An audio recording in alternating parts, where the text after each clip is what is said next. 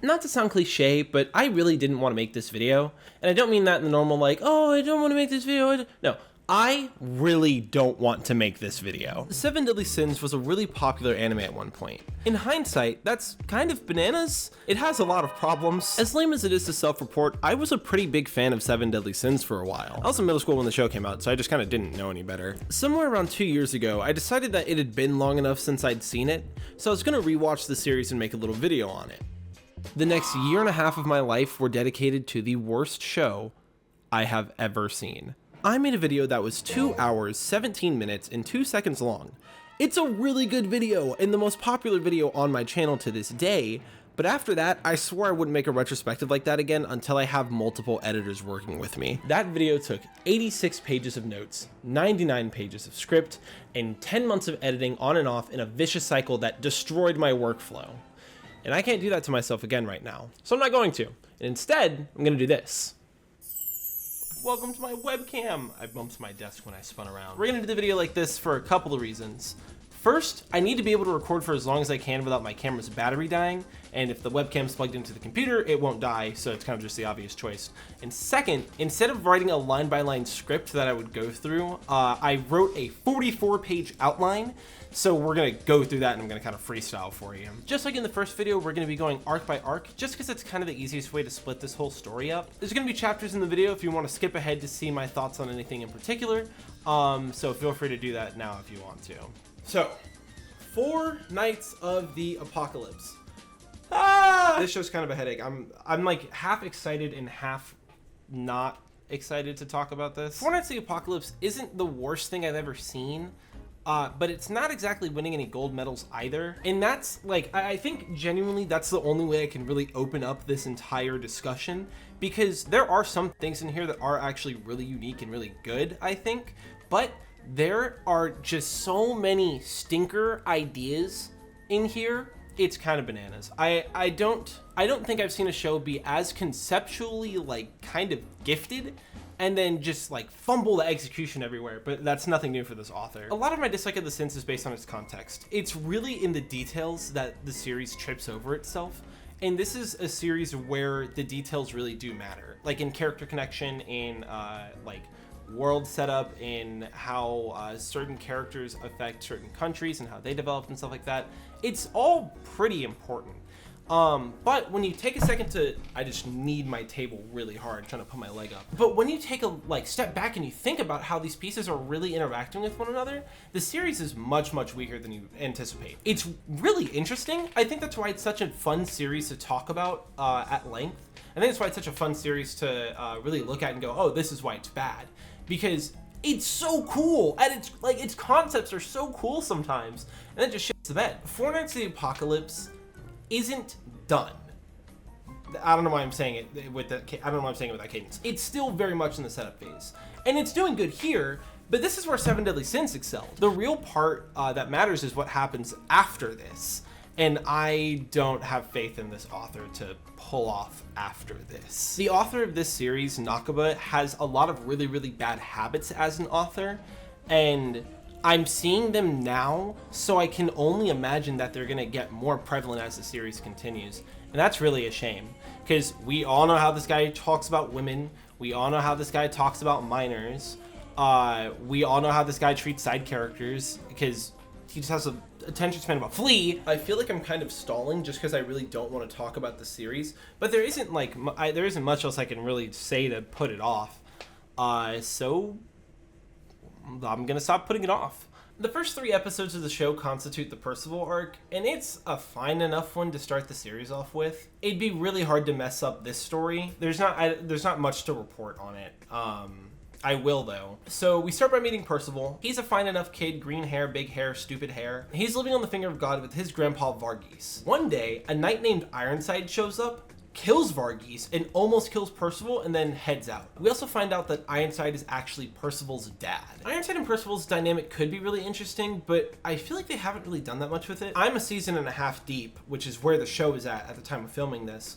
And their relationship is still just kind of surface level. It feels like they're father and son for the sake of being father and son, which cool, I guess, but I wish there was something more interesting there. The dialogue in the show is actually really, really poorly written, and I figure I should tell you sooner rather than later, just because I happen to have a golden example in episode 1.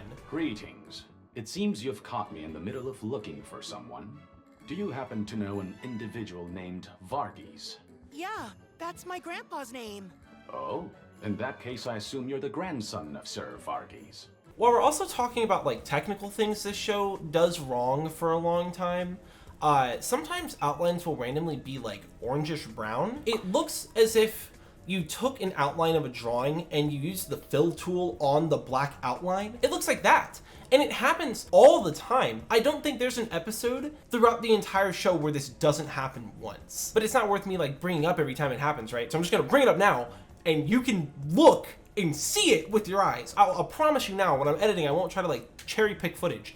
But whenever you see that shit, just know I also saw it. After a little bit of grieving, Percival heads down from the finger of God and swears to get revenge for his grandfather. On his way down, he meets two really, really important characters. There's a talking fox named Sind, and he's a pretty cool dude. And then there's a guy named Donnie. Donnie starts out on a pretty okay foot, and then his first focal arc is a little strange, but after that, he honestly grew to be one of my favorite characters. I think that his writing is like regularly above everyone else's in quality for some reason. I can't imagine why they would give it to Donnie instead of like their main characters, but I'm glad someone's getting it. Like, I'm glad someone is setting the bar higher. Donnie's with a traveling circus type group, and his show is just to use his magic, which is to levitate things.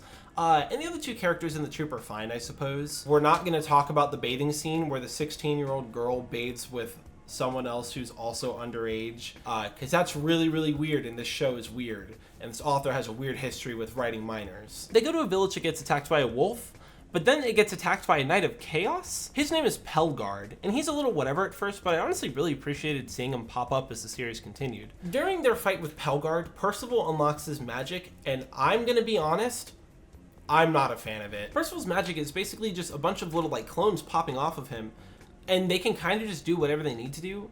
They can like catch elements and shoot them back. They can enhance his weapons. He can like make constructs out of them. It's kind of ridiculous. It's really, really rough, actually. The problem with magic in 7 Deadly Sins is that they would make up really specific spells and then just kind of forget that they existed. Like in the Visel Fighting Festival, Meliodas uses Counter Vanish, and then he never uses it again. Whenever we get introduced to King, he uses Petrification on Bon, and then he never uses it again except for the one time in the movie. Bon uses Zero Sign once, and then he never uses it again.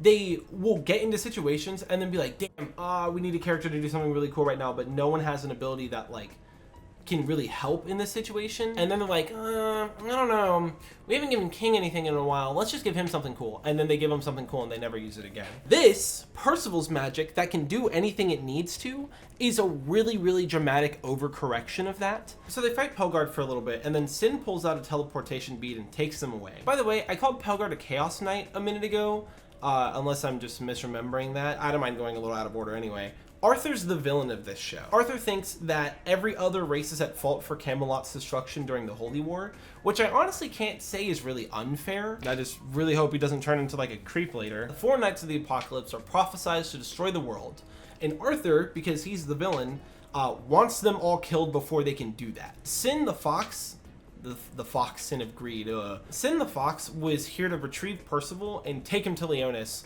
and Donnie just kind of wants to go along because why not? That's basically everything that happens in the arc, and since we're at the end of the arc, I'm just going to give my thoughts on it because I wrote a lot. Percival's a decent main character. He has a lot of like Luffy DNA, and that's not bad, but I really, really like One Piece, so it's kind of harder to win me with that now. I think with some effort in his writing, Percival could end up being a really, really interesting character, but for now, he's kind of average. It's episode 3. Sin is really interesting, but I think my enjoyment of the character is suffering quite a bit because I have a lot of meta knowledge. I was debating whether or not to say this at this part of the video, but I'm going to just because I want to give you my experience. Let's be honest, he's Lancelot. Right? Am I crazy? Like, it's not rocket science. It didn't take me a million years to figure it out. I kind of looked at him and then I was like, oh, that's Lancelot, duh. He is a fox. He has Bond's eyes. Lancelot is a known shapeshifter. And we already know, I mean, if you've watched the movies, we already know that Lancelot's in the 4 Knights. It's not a hard mystery to figure out. I don't think I should win an award for figuring that one out. But I would like him more if I didn't. Donnie's basically fine. I'm not gonna have very much to say about him until we get further into the show. But as the first character to join the party, I think he does a good job. I think that him, Percival, and Sin have an interesting enough dynamic because Sin is so very obviously smarter than everyone.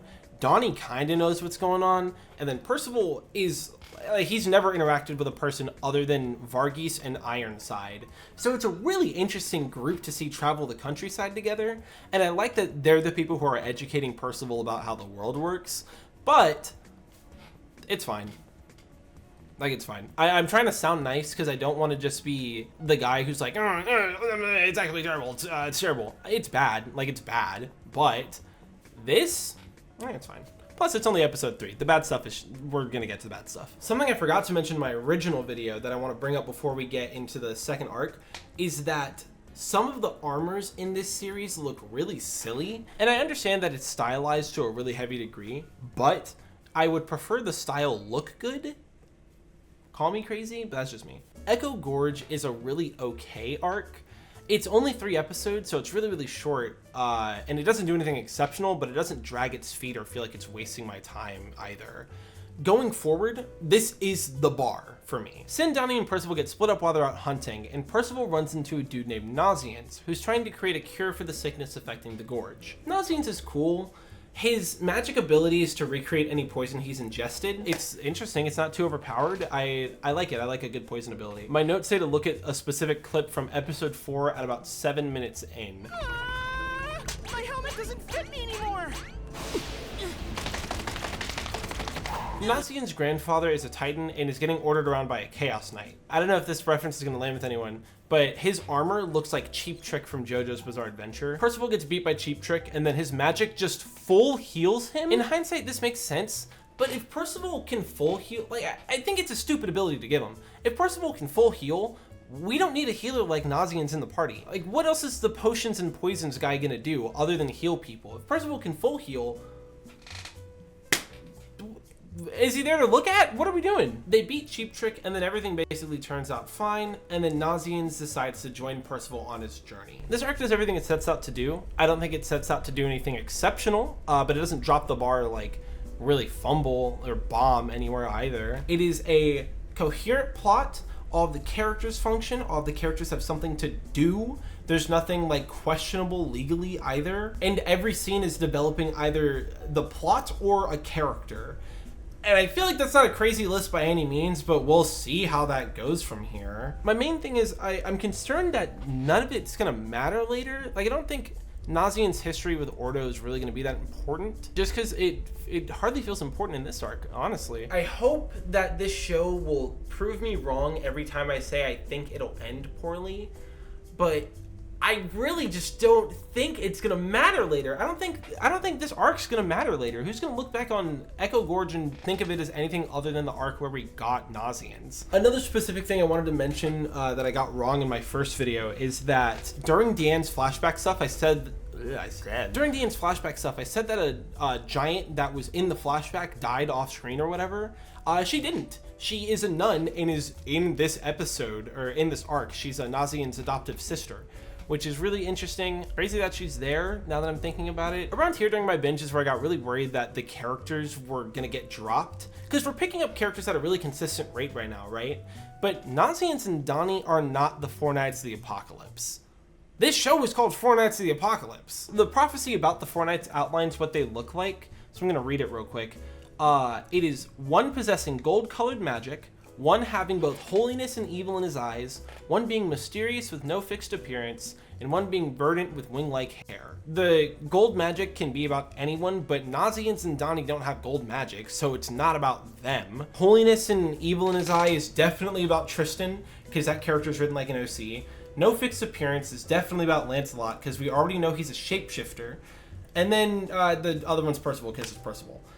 He's the only person with the hair like a bird. I'm just nervous about them picking up characters at this rate and then the cast getting really bloated. And then once we get to Leonis, they're going to be like, oh, it's time for the Four Knights of the Apocalypse, and everyone else is going to get dropped. Again, I want this show to prove me wrong, but that is the concern right now. Who knows, maybe they'll go on to be a groomer in the next series. The Sistana Arc has a lot of good pieces, and it could have been a really easy slam dunk, but Nakaba is one of the strangest authors ever. This arc is used to introduce Ongalad, or On for short, which I will be calling her because I'm not saying Ongalad every time. This arc is used to introduce On, and it's the last recruitment arc, so after this we should be getting into like the actual meat of the series, but we do have to get through this first. She wants to become a holy knight, but right now she's too weak to do so, and her magic ability is to see when people are lying. I'm also going to tell you now that she has the same eyebrows as her dad.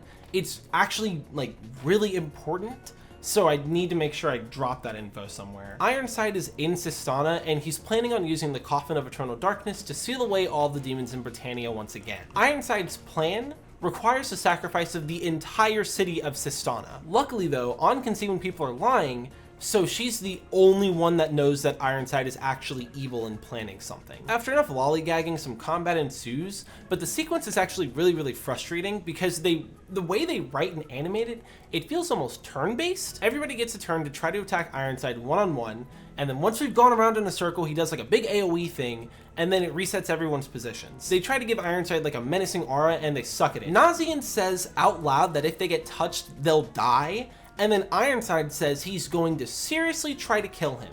He has every reason to seriously try to kill these kids. During one of On's turns, she goes to attack him, and then he cuts up her clothes and he goes, "Can you really fight when you look like that?" And then she strips down to her fighting clothes, I guess? She's 16, by the way, and then she like waits for her turn. Percival dies or whatever's, and while Nazian is confessing his love to his body, On is holding off Ironside. Ironside gives her a bob, and then says, "Next time it won't be your hair, I'll kill you." Okay, cool, I'm totally there.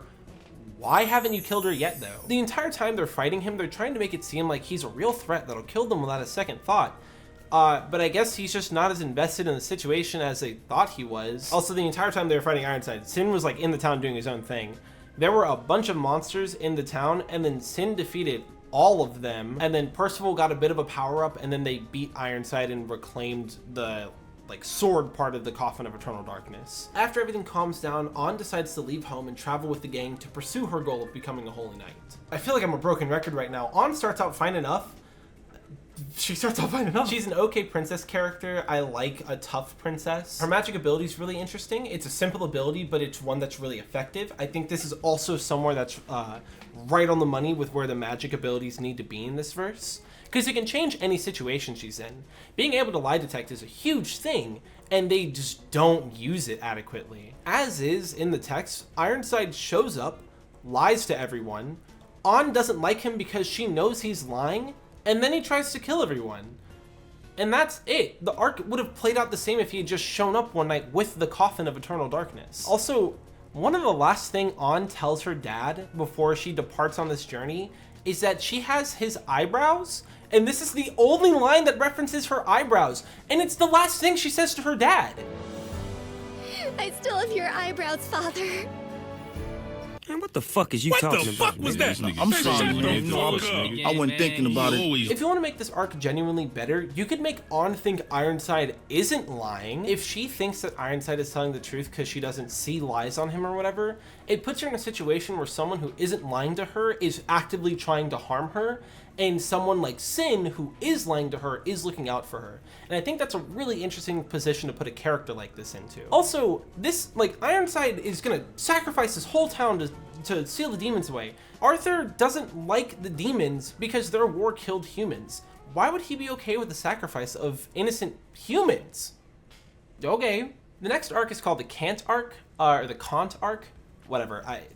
Pronounce it how you want, the Cant Arc, and it isn't particularly memorable, but what I do remember about it is really weird. The gang is on their way to Leonis when they stop in a town for supplies, and we run into Hauser here. As it turns out, Hauser mentored Donnie and another guy during the gap between the series. Hauser is the first character from Sins to make an actual important appearance in this series. And how they end up using him is actually really important because it sets a precedent for how they'll use all of the characters from Seven Deadly Sins. I hate to say it, but that precedent is mostly fine, but it has some issues. He's basically a new person. He's a lot less understanding, and that really sucks since he was the moral core of the Holy Knights at the end of the series. Like, everything they're saying makes sense, and I understand how you could get this person 16 years after the Holy War, but It's very different from how we saw him at the end of the Holy War. Howzer isn't given much time to shine on his own in this series, and as a result, how much you like him as a character is pretty much solely based on how much you liked him in Seven Deadly Sins. The really scary thing that this tells us is that Nakaba isn't afraid of using characters from Seven Deadly Sins in ways that aren't consistent with their motivations from the previous series. And that isn't inherently bad, but with Nakaba in particular, I'm scared that it means he's gonna throw characters on different sides willy-nilly because he thought it would be a cool idea. I'm sure most of you already know what character I'm talking about, and I think that's one of the biggest problems with series like these. Sequel series that are in the same universe should be able to be understood without having read both series. I think a really good example of this is actually Fire Force and Soul Eater, because you can read and watch all of Fire Force without having any idea it's connected to Soul Eater, and your appreciation of the series won't really change that much. But if you know Soul Eater and you understand that world, you get a ton of extra understanding in Fire Force, and there's so much more depth to be found in that. But strictly speaking, you don't need to watch Soul Eater to watch Fire Force. Four Knights of the Apocalypse is really, really bad at this because it is relying on Seven Deadly Sins so heavily, and it will continue to do so until the end of the show, or at least until where the show's at right now. Oh lord, we gotta start picking up the pace. I've been recording for an hour. I am 8 pages in. Hauser's other student, Edlin, is leading a horde of bandits that rob travelers that stop in the town, and Edlin tries convincing Donnie to join the bandit horde, but Donnie's already set on becoming a holy knight. Edlin's entire operation is functioning because he's holding a dragon's egg hostage. Meanwhile, on the other side of the town, Nazians, Percival, On, and Hauser are put in jail. I can't possibly describe this interaction to you, so I'm just gonna show you the clip. No! Why in the world are you in here with us? Does he know that I'm the daughter of Duke Calden and tried selling me off when I was passed out? Or worse, maybe he wanted to do disgusting things to me!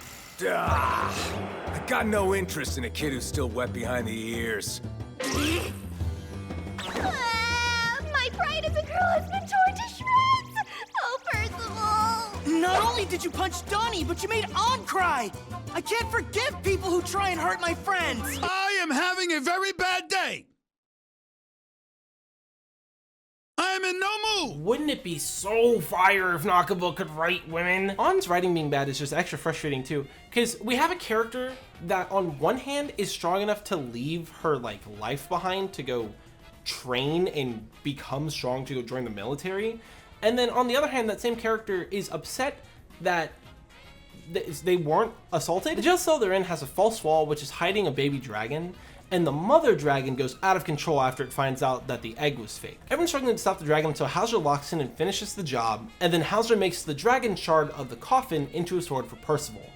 Then Sin sends a message to the King of Leonis. This arc was Donnie's first focal arc, and I think it's fine. Making him Hauser's nephew is a really interesting choice, because I don't like when characters are nepoed into a story. In this series, I don't really like Tristan, because I feel like he's only important because, like, he's only interesting because he's Meliodas and Elizabeth's son. He doesn't have enough actual draw as a character to get you invested in him. Another example is like Boruto. Like, Boruto's lame because Boruto's only special because he's Naruto's son. That's the only reason we're like doing this story. And that really, really sucks. And I think that being a nephew of an important character is the closest I'd want to a nepotism case in a story. So, you know, just give another point for Donnie, honestly. I'm invested enough in Donnie's story. I don't think becoming a Holy Knight is the most unique story, but I think it fits his character really well. It's also just a little bit watered down by On having the same goal, but it builds in a sort of soft rival factor, so it's fine by me. He is slowly but surely becoming the best written character in the show so far, though, for what it's worth. It's like being the best among the worst, but what can you do? I don't like that Hauser was a quick fix for this situation. This is probably the best way it could have ended considering all the involved characters, but Hauser stepping in and handling it is really boring. Characters from Seven Deadly Sins that you may or may not be emotionally invested in can show up and fix the crisis affecting the plot. And I don't want to like metagame here, but I can think of a couple examples where this is the case. Like, I had this thought when I was watching it, but I can back it up now. You'll just see what I'm talking about in a minute. Plus, this episode is where we see Meliodas on screen for the first time. So that's cool. This show also really needs to work on balancing out its plot, because a lot of the times characters are just there to be there. Percival, Nazians, and On basically don't do anything this arc at all, And Sin hardly does anything that I can remember. If you guys have been like really following my channel since the 7 Deadly Sins video came out, I did at one point say I was making this video like a long time ago. I think like a year ago now. When I went to watch the show, these were the only 11 episodes that were out. And I watched it and I was like, you know, I don't really think I have enough to say about this. Like, it's fine. There's not anything really ridiculous going on, but I can definitely see some issues. So I thought then that it would be for the better to hold off on making the video. So I did. I checked a couple of weeks later and then Netflix added a couple more episodes and it was to the end of season 1. And I was like, okay, awesome. But if I'm gonna watch the full season 1, like to the end of season 1, I need to rewatch the whole thing because I don't remember what happened in the show and my notes are not doing a good enough job of telling me. So I rewatched episode 1 and then I dropped it because I didn't want to do it. Then a couple weeks later I look again and they added another 12 episodes or however many are in season 2 right now. And I was like, God damn it, dude, I need to watch it or else they're just gonna keep making more. Heaven forbid they keep making more. So that's why I'm making this video now, because if this show was more than like 36, 37 episodes, I wouldn't watch it. Oh, and then when I was watching it, like for this video this time, I got to this point and then I dropped it for like 3 weeks because I couldn't do it. I just couldn't do it. It was so bad. I didn't want to do it. I know I just fully admitted that I like that I put off watching this show for 3 weeks because I just didn't want to do it. But I'm gonna admit to something else as well. During this next arc, I was pretty zoned out. And I think that's for good reason. We also get a new intro in this arc. In this intro and the first one were both, again, fine. The show's really, really mid. Percival and the gang stump.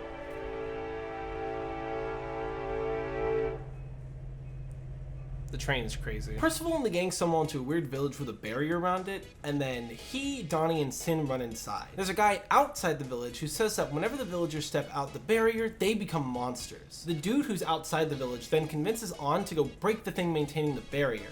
And it turns out the village is full of demons who are living peacefully. The dude is a Chaos Knight in disguise named Ardberg. You couldn't tell he was lying? She got tricked because Ardberg was going out of his way to make sure nothing he said was a lie. And I feel like it's really strange to do this now instead of during her introduction arc. If they would have done that in Sistana, we would be at a point already where it's reasonable for her to be tricked by someone who's lying a little bit. It isn't even done that well. He's lying by omission, which triggers Anne's power. You have an aura of lying around you when you lie. How did Ardberg not have that? Once Anne realizes that people can tell the truth and still be a bad person, her magic becomes a really interesting tool because it becomes a lie detector instead of a good and evil detector, the way it's supposed to be. I promise I'm not making the next sentence up. Ardberg uses his magic on everyone and turns them into babies. The thing is, he isn't comfortable killing children, so what good is your magic that turns your opponent into a baby if you aren't comfortable with killing a baby? The demon village elder shows up and it's Gother, unfortunately. If you've seen my video on 7 Deadly Sins, you know my opinion on Gother. If you haven't seen my video on 7 Deadly Sins, you should know I hate him and he sucks. It's a shame because he would be the first person from like the actual Sins team to show up in this show, wouldn't he? So Ardberg doesn't want to kill On because On as a baby looks quite like his dead kid. So Gother does the thing from the car battery episode of Rick and Morty where he like makes a copy of Ardberg's dead daughter. They're kind of talking for a second and then 2 spears fly out of them from nowhere. And Gother weaves the first, but Ardberg just picks up On instead of dodging the second. We get a look at the people who are after Percival and the crew right now, and they look abysmal. I don't think there is another word to describe how stupid these guys look. Everyone wakes up at the right age, and then Gother explains what happened while they were unconscious. And then eventually On and Gother talk, and Gother shows On all of Ardberg's memories, which makes her cry. And I promise you, I don't care. Putting all the emotional weight in an arc on a villain like this is a really risky move, because in some cases you can get a really, really interesting side character. In other cases you get Ardberg, where the story being told about him isn't interesting at all, and then the show's like, oh my goodness, don't you love our sad villains so much? Don't you love our deep and multi-layered and complicated villains that are sympathetic and you can like really get behind? Don't you get behind this guy? Don't you want to support this guy? Isn't it sad that he died?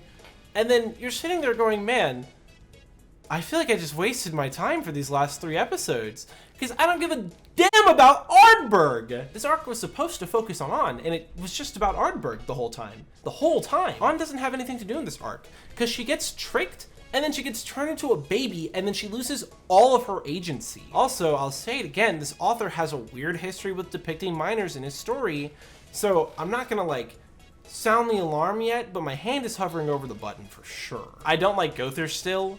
I'm just not a big fan of him, to be honest. And I think that his presence in this arc genuinely makes it much worse. Because we've hit the point where we're using Sins for important plot lines, so there isn't any turning back anymore. If Gother isn't there in this scenario, Percival and everyone else gets turned into babies and then dies.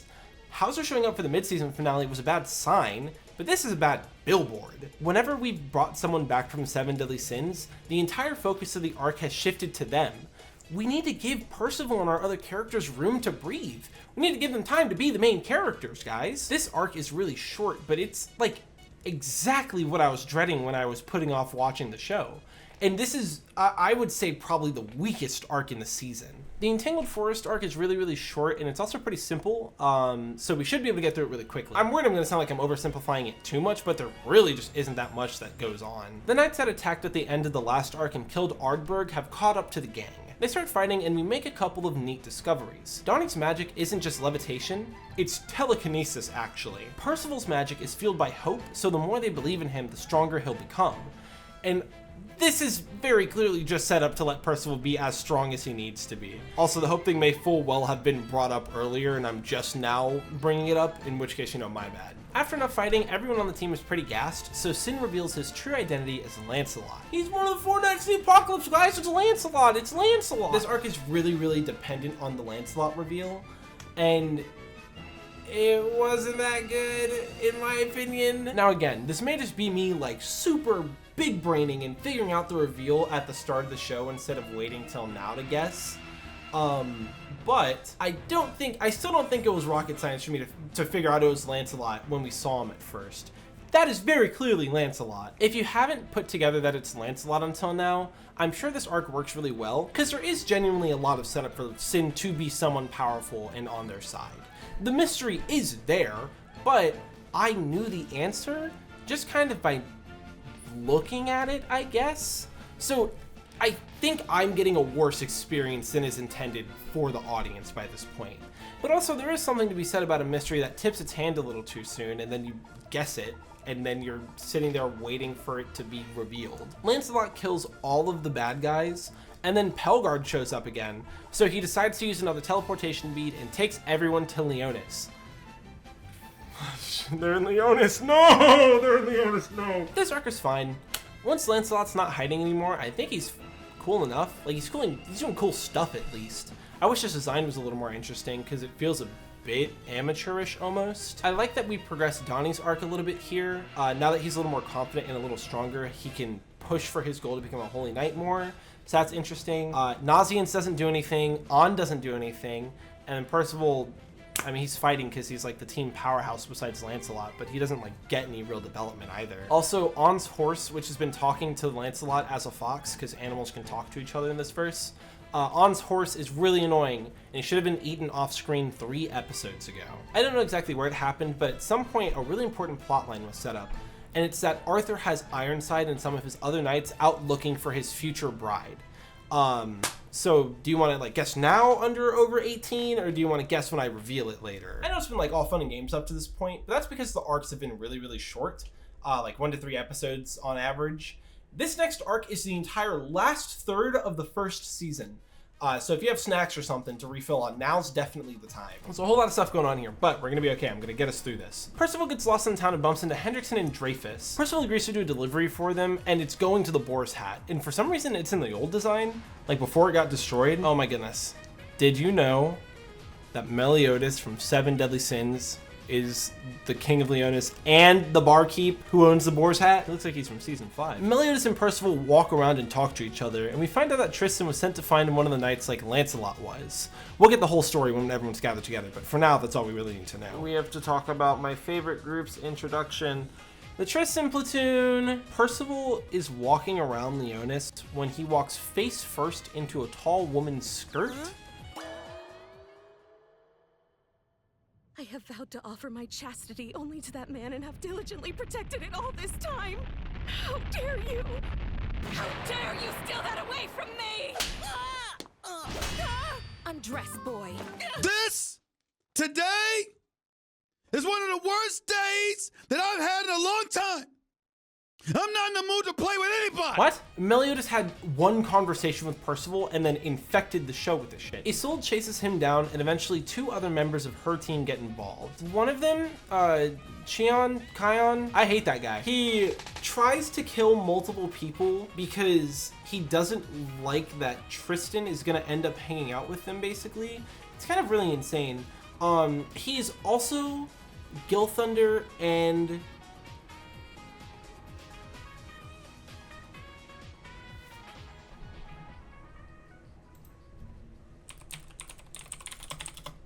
Margaret. Gilthunder and Margaret's son. The other guy's name is Jade, and he just kind of doesn't have a character for a little bit. Jade's magic is to put like a circle, like a goldfish of darkness around your head so you can't see anything.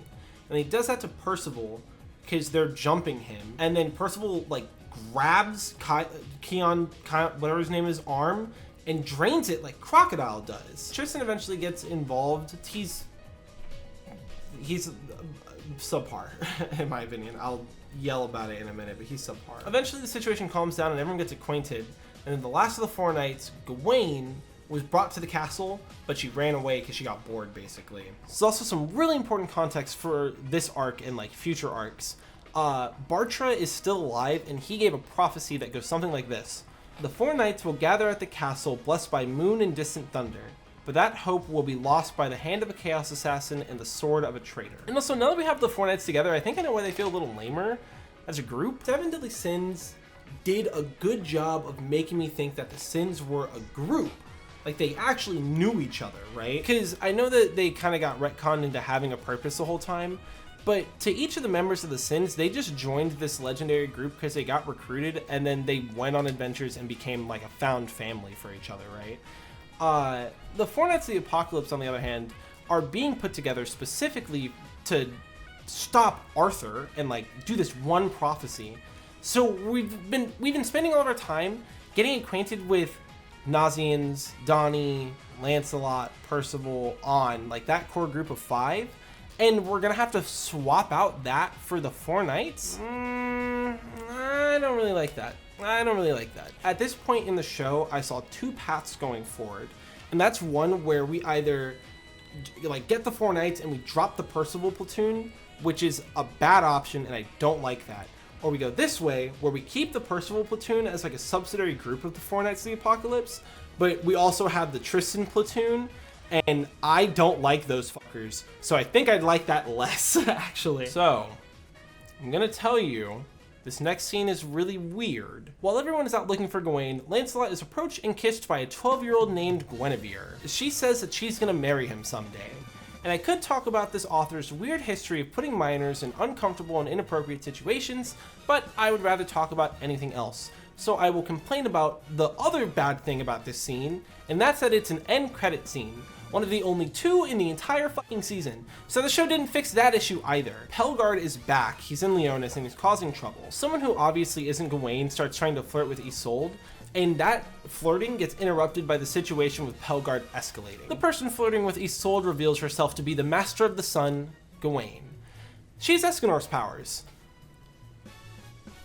I don't think I like that. There are ways to make that really interesting, but it depends on how they write Gawain. And having watched the whole show, Gawain is one of the worst characters. I think there's a really interesting opportunity with how you choose to represent Escanor's powers, especially because he's the only one of the core group that died last time, so he doesn't get to like have children that have his powers, right? Making Gawain a bad character and having Escanor's powers and that being her only real draw for a long time is a really strange choice. And I don't think they should have took that one. But what can you do? Also, now that we've met the Four Knights of the Apocalypse, why do they have the names of the Knights of the Round Table, right? This show and this author really loves their naming conventions. Because you have like your 7 Deadly Sins, your 10 Commandments, your 4 Archangels, your 6 Knights of Black, your whatever. Every group, like, is a group. Like, they're named after stuff, and their names and their allegiances are important, but we're giving the 4 Knights of the Apocalypse Knights of the Round Table names, which is really strange considering Arthur, who's in charge of the Knights of the Round Table, is the villain of the series. There's some variations of the Round Table myth where there are hundreds of members of the Round Table. You could make his entire army that. If you, like, if in a perfect scenario, I can't say that without spoiling something I haven't talked about yet, so I'm gonna not say it. How would I fix this? I could see a world in which Percival, Lancelot, Tristan, and Gawain are working with Arthur at first, and then they're converted to fight for Leonis after something. And once the 4 of them break away from the Round Table, they become the 4 Knights of the Apocalypse. Like, that's the new title they're given. Because every time there's a naming convention in a group like this, they are working together. And I think that's something that's really cool stylistically. I think that's a really interesting choice for your world. But then you're not going to do it for the sequel series, but you just don't give a fuck. Anyway, Gawain starts to fight Pelgard, and Percival thinks Pelgard isn't all bad, so he tries to stop Gawain from killing him. Gawain starts losing to Pelgard because she's inexperienced, and then proceeds to throw a genuine temper tantrum? Can we get one well-written woman in this show, please? This character's actually, like, infantile. It's insane. As much as I'm complaining because I think this is a bad choice, I don't think this was the right move here. They could do something really interesting with this later, but they've got to get me, like, they've got to pull off some insane writing to get me back on the Gawain train. This is where, like, the meat of the arc, I would say, really starts. And I'm sorry to say, but it's not very good. There are 2 hooded figures in Leonis, and they're going to bring back 2 members of the 10 Commandments. I will give you 4 guesses as to which 2 they're going to pick. I am Chaos Melascula. And I'm Chaos Garland. This is neat, but why are we just doing stuff from Seven Deadly Sins again? Can we do something new? Can we do something new, please? As soon as Howdy showed up, every arc has had a Sins character at the center of it, with the exception of 1, and that's because it was the Lancelot reveal arc. Can we at least get 2 different commandments? Melascula gets the most screen time out of any commandment, and she isn't that interesting anyway. And the only the only commandment we see her interact with for an extended period of time is Galland. And then they fight Escanor, and they're about to fight fucking Gawain. They start attacking Leonis, just like indiscriminately. We cut to Meliodas and Gilthunder in the castle, and I'm only really bringing this up so I can show you Gilthunder's dumb haircut. Gawain teleports herself, Tristan, and Percival to where Melascula and Galland are, and they start fighting. Galland's new design isn't really good. Just before I forget to mention it, I had to look up a picture of it since it had been a while since I'd watched this part of the show, but I think it's the coloring. I think in the manga he looks fine, but like the white on the weird deep red, like purpley red, it just really doesn't work. It looks really bad. Arthur and Merlin are watching everything go down from a distance, and Arthur decides he wants to go size them up, so we'll see him in like 3 to 4 episodes. Everyone keeps fighting, and eventually Percival blows up Galland. Meanwhile, Tristan has been 1v1ing Melascula, and she says that he looks just like his mom, Bloody Ellie. She was a pacifist. Her whole thing, the whole show was that she was a pacifist. She's not Bloody Ellie. I hate that nickname. It is the dumbest thing they could have done for Elizabeth's character. Lancelot rage baits Melascula a little bit, and then she transforms into her giant snake form. Because remember that time she transformed into a giant snake in 7 Deadly Sins? I remember. Tristan flies through her really, really hard, and then she dies. Now that the fight's over, Lancelot is going to start making his way to the castle. Speaking of being at the castle, this is the section I have wanted to talk about the least. It is, honest to God, what kept me from watching the show for as long as I did. And you know what? It is that bad. Kion and Jade are underneath the castle when a knight with a star visor appears. They're looking for someone who's being held in the dungeon for being a spy from Camelot. The knight freezes Kion and Jade as Gila shows up. Gila is the Vice Great Holy Knight, and she's down here because Meliodas asked her to sweep the dungeon one more time. She calls the knight with a star visor old friend, and they start fighting. Gila stabs her rapier into the Star Mask's helmet holes and blows it up, which doesn't hurt the person, it just destroys the helmet. Turns out that it's Jericho. Now, if you know where this is going,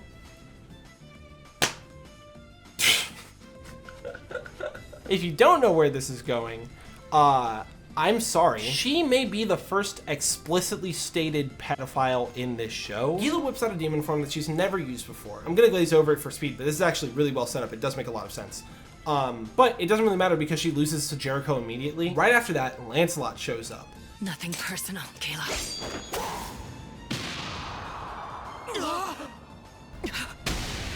Stop gooning. Oh my god. Are you a gooner? Seriously, are you gooning again? Jericho gets away and Lancelot gives chase.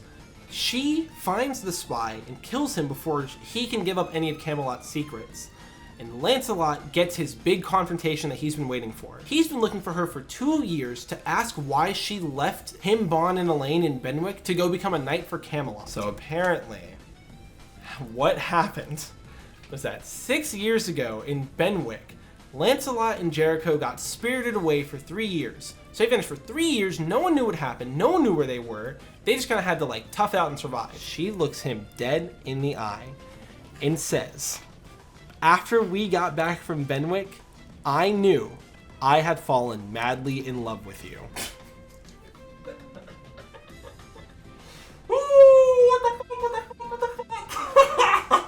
I don't think this author likes Jericho. I don't think Nakaba likes Jericho. She, since the moment she has been, like, added to the series, has been getting the shortest end of the stick possible in every situation she's in. I really don't think he likes her. So why are you using her? I just don't get it. It's so strange. This scene goes on for like 5 minutes. It's really bad. It's really bad. And what really sucks is there's such an easy answer to make Jericho's character really interesting and actually really work in this story. Just make her still be in love with Bon. She was in Benwick with them for years. Lancelot saw Jericho as a sister. That's how close they were, right? She was watching Elaine live out the life that she couldn't with Bon, and she was just staring there. And apparently she was fine with it. But after 3 years of being in spirited away from Benwick, she's a pedophile? What? If she is still envious of Elaine at this point in the series, her leaving, because she joins Arthur's side because Arthur can create a world in which Lancelot is an adult and she can be in love with him. You can just have her want to be in love with Bon still. Then she's not a creep. Then Lancelot can still go look for her because she abandoned them. Jericho's character gets so much more depth out of that, and it continues her arc in a really interesting way from Seven Deadly Sins. I think that if they did something like that, and I hate to be the guy who's like, oh, I could just write the story better, I could write the story better. But I think that if they would have went with something like that, her inclusion in this show would be really engaging and really interesting. However, what if she was in love with Lancelot? What if I hated the character that I made up? What is wrong with you, bro? And then Jericho manages to escape anyway, so Lancelot doesn't even really get anything out of the situation. Just because I have it readily accessible on my screen, I'm gonna read you the big paragraph I wrote in my notes. I think this is more emblematic of a larger issue in Four Knights of the Apocalypse, and that's that women just aren't written with an ounce of effort.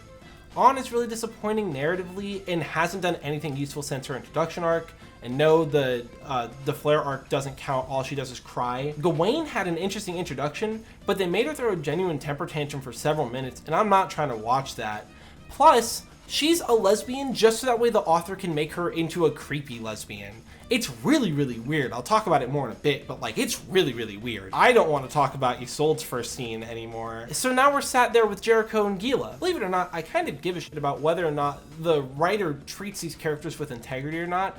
Even if it's just a sunk cost fallacy, I do care. Gila's fine. She freezes, or she gets frozen, gets a random power up, and then they freeze her again, so I'm not really sure what the point was. She, like, you can skip her scene and then nothing changes. You shouldn't be able to skip someone's reintroduction scene, but whatever. And I hate that they did this to Jericho. I genuinely hate that they did this to Jericho. You know how many comments I got in that first video about Seven Deadly Sins about Jericho and what they did to her? I thought I was getting baited. I was not getting baited. Also, just because I have some more behind the scenes stuff for you, I took a break after watching that episode for like a week maybe, and in that week Netflix updated their terms and conditions again. So like, you know how they did the like no password sharing thing? They caught up to PC on that. So I didn't have a way to watch the show anymore, because every time I tried logging onto my PC to use my sister's Netflix, it was like, hey, you can't use Netflix on your computer. You're gonna have to ask your sister to check her email, which I'm not doing. But yeah, I was shot. I didn't have a way to watch the show.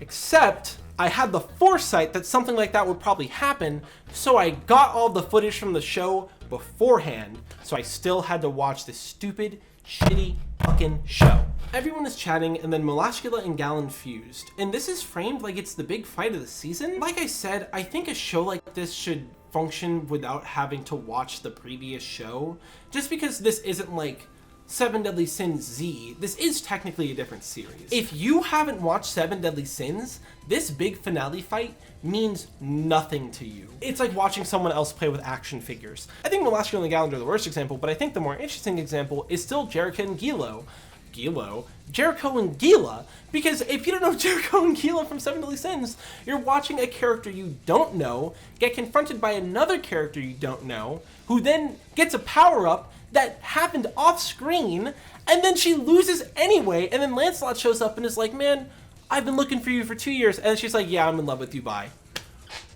What are we doing? What are we talking about? Everyone starts fighting Meligaland. For some reason, despite the fact that the sun is still out, Gawain reverts to her true form. She's naked on the ground and definitely 16 years old. Meligaland starts releasing a poison in the air that gives everyone vertigo, and Nazians just gets rid of everyone's poison effect with a detoxification spell. But that's not what his magic does. Like, he has to make the medicine and ingest it. That's the whole point of his ability. I'm also willing to bet they aren't going to use this specific, like, antidote detoxification spell. I don't think they're going to use it ever again. And if they don't, I'm going to laugh really, really, really hard. Dreyfus and Isolde joined the fight. Percival and Tristan, I think, bumped into each other and fell asleep during the vertigo poison. But Percival wakes up and his little guys pop out and go heal everyone on the battlefield. No cost, no failed attempts, nothing. Additionally, they can talk now, so they are even worse. We're also, just in case you're curious, we're on the last episode of the season, by the way. This is episode 24. I also haven't been mentioning it because I don't want to go like scene for scene in this video, but Percival has been getting his like ass kicked this whole fight, and he gets up again because everyone believes in him really hard, and then he's holding his own against Meligaland. Percival's magic is fueled by hope, so the more they believe in him, the stronger he'll become. This is very clearly just set up to let Percival be as strong as he needs to be. As much as I hate the comparison game, it is a useful tool in this specific scenario. And the end season, like the end of the first season of Seven Deadly Sins wasn't perfect, but it was at least like engaging. Like I have a lot of problems with that first season finale, but I was at least invested in what was going on, so it was worth watching. This is really just not the case here. Watching the show is like watching someone start to cook a really good meal, and then you notice that when they take their food off the pan, it's raw, but they haven't noticed yet. So they're like dressing it and plating it and getting ready to serve it to you, but it's raw, and you know it's raw, and you're staring at it, and it's not getting any more cooked while it's sitting on the plate. So Tristan still isn't awake for some reason, because I guess none of the Percivals wanted to help him. I can't blame him. I probably wouldn't want to touch Meliodas' kid either. Tristan wakes up and asks Hendrickson to go get Lancelot, and then he activates his demon powers and 2-taps Meligaland. Their fusion breaks down a little bit, and Melascula uses Robin's powers, but no one really knows what's going on with them, like the hands that are coming out of the ground. Percival goes, hey, what are these? To which his little magic guys answer, they're the hands of the dead, and they'll drag you to the underworld. How? If Percival doesn't know, and it's his magic, how? How? How does it know? It's also only gonna get worse from here, for the record. I think the most obvious comparison to this is JoJo's, because, you know, it's a magic ability, it is a guy, and there are stands in JoJo's that are good, that can think on their own. I think Spice Girls is a really good stand in that measure, because it has a personality that's separate from Trish, but Trish still has to do the stuff. Like, she still has to give the commands and things. So I think it balances out to be a, like, worthwhile experience. Especially because Trish's whole character, like, Trish needs someone to kind of kick her in the ass and get her to move. That's not the point. Percival's magic, just knowing everything that he doesn't, is really, really strange because it feels like a get out of jail free card every time it does anything. There is no situation where Percival's in where his magic can't help him now. Except for one that I'm thinking of that's really specific, but that is a very good moment in an arc down the line. But by and large, how they use this for most of the show that I've watched them use it in, it's just get out of jail freeze. It's really, really irritating. Tristan kills Melascula, and they really want him to feel like Super Saiyan 2 Gohan, because he's really worried that he can't control himself, but he's able to talk Percival out of helping him. He also stands still for like 5 minutes, so I'm pretty sure you've got it under control, guy. Arthur uses global chat. Arthur uses global chat to tell everybody that he's impressed with them. He shows up in Leonis and builds a staircase to just kind of like show off. Tristan, while Arthur's doing this whole long speech in global chat, is like, oh, the mastermind has shown up. So can you control yourself or not? Because if you can't control yourself, I would imagine that you would go to fight him, but you know, nah. In fact, it's actually Percival who rushes to fight him first. He loses immediately. Arthur then says that he wants to test Tristan, so they start fighting for a second. And I can see like a couple of shots in here that were specifically manga panels. And I wish that they did stuff like that more. Like, I like the manga style, and if I'm being honest, this show needs the visual flair. So I think if they started putting in those shots that are like, oh, this is very specifically a manga panel, this looks good, this is a good adaptation. I think if they did moments like that more, it would really help the show, because again, it really needs the visual flair. Arthur knocks down Tristan in one shot, and then he tries to R farm for a second, and then the season ends. What? I feel like Percival doesn't really matter too much in this arc, if that makes sense. Other than getting his weird super suck ability and having his guys start to like speak, Percival doesn't really get too much in this arc, and that's kind of really lame, I think. Our side characters also got shafted again. On didn't get anything interesting. Nausian didn't get anything interesting. Donnie didn't do anything interesting. Lancelot is still in the dungeon for some reason. Our new characters also really, really suck. Gawain is, I think, my biggest disappointment out of all of the new characters right now. Escanor is inarguably one of the best characters in Seven Deadly Sins. He doesn't have to be your number one, but he should at least be in your top 3, or you're lying about your top 3. I actually really like the idea of someone who's supposed to be the strongest getting beaten and not being able to handle that. But Gawain's tantrum comes off as almost comedic, and it doesn't have any of the charisma or tact for that. The scene is actually annoying. I want to be nice and say that they're trying to write it in the way that I'm picturing it instead of the way it turned out, but I'm looking at the way it turned out, and that's not the way I'm like picturing how this could work. And again, I don't want to be the guy who's like, I could write the show better. I do think I could, but I'm not, like, that's not the point of this critique. It's not that I think I could write the show better, it's that I think there are a lot of missed opportunities that are really obvious, and those obvious missed opportunities stack up really hard and make the final product seem really, really underwhelming and just amateurish. I had to say that word with some extra disrespect there. Also, turning Gawain into a kid with big boobs is nuts. She's 16 and she's been naked for 3 episodes. You can basically scrap anything the Tristan platoon does. It's insane that they went 0-for-3 with that group, but they're just really bad. So I don't feel bad in calling them bad. Also, Tristan himself isn't that interesting. He's about what you'd expect from Meliodas and Elizabeth's kid. He isn't really endearing, and since the show tries to make him seem really cool, everything he does is really, really lame. He, in particular, gives off OC energy. I think even more than Lancelot, he gives off OC energy. Ah, this is my OC, his name is Tristan. He has 2 different color eyes, and then he has his mom's goddess powers, and when he uses those, his eyes have like the sigil of the goddess race in them, and then when he uses his demon dad's demon powers, his eyes turn black and he can't control himself. So he needs his boyfriend Lancelot to come like knock him out or whatever. I also really don't think that the final threat of the arc should have been Meligaland or Arthur. Meligaland holds 0 weight for this show. They kind of just show up to lose. I've seen 7 Deadly Sins, I'm not really excited about him anyway. Like, even knowing who they are and knowing all of their lore, they are very, very hollow here. And that sucks. If you're gonna bring back a character just for them to be hollow, don't bring back the character. Arthur showing up in the last 5 minutes of the season is one of the strangest decisions I've seen in a really long time, and it's kind of leaving me at a loss. He's our final boss? What is he doing here? It's interesting, because he should be leagues above the Sins and leagues above the Four Knights. so that way, like, he can be an actual threat for the show. They're gonna eventually scare him off, right? I don't think Arthur's gonna show up here, beat up a bunch of guys, and be like, all right, I'm done for the day. So something has to happen for him to leave. And I'm gonna be sat there thinking, why didn't Arthur kill them? It honestly really seems like they weren't confident they'd get a second season unless they pulled this stunt, and that's a really, really bad sign. As a whole, season 1 isn't very good, and I am pretty confident in my opinion there. It's hard to describe though. There's good scattered about in here, as few and far between as the good parts are. There are good things in here.